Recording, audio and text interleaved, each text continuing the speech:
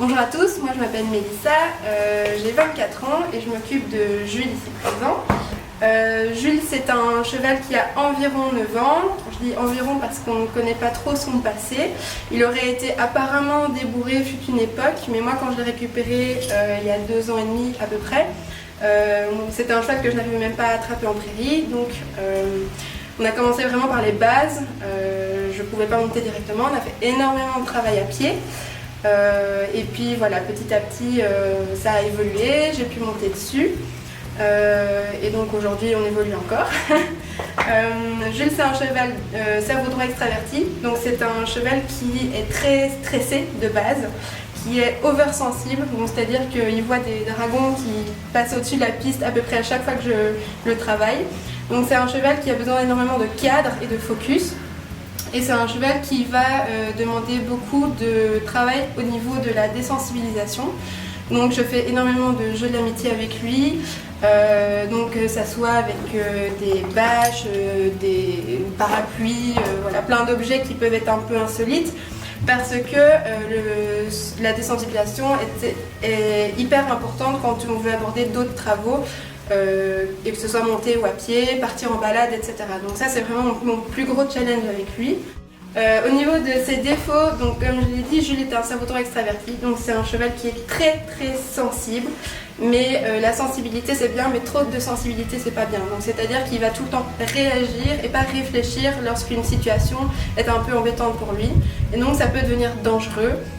Donc c'est un cheval qui va devoir beaucoup mûrir dans sa tête et prendre confiance en lui par le travail qu'on va faire à deux. C'est un cheval qui a besoin énormément de bouger, donc comme il est extraverti, il va exprimer sa peur et son stress par le mouvement, donc il peut très facilement partir en orbite.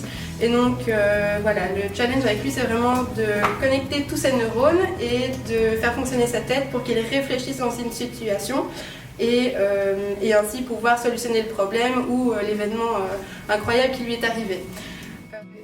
Au niveau de ses qualités, le fait qu'il soit super sensible, ça peut être aussi une qualité parce qu'il est très fin.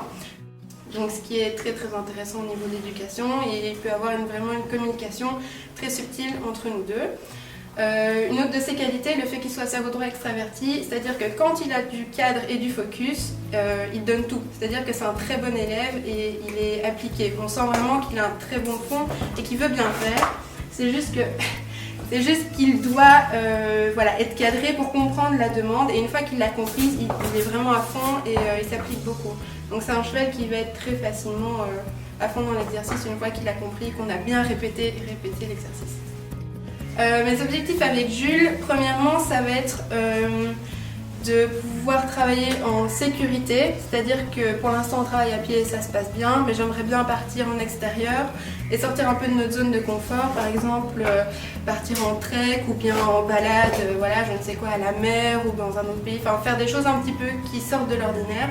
Or pour l'instant, en extérieur, je sais que je ne peux pas être à 100% safe avec lui, sachant que ça reste un cheval donc je ne peux jamais être 100% confiant, mais je pense que la marge de progression peut être encore bien franchie, donc voilà, ça c'est mon premier objectif.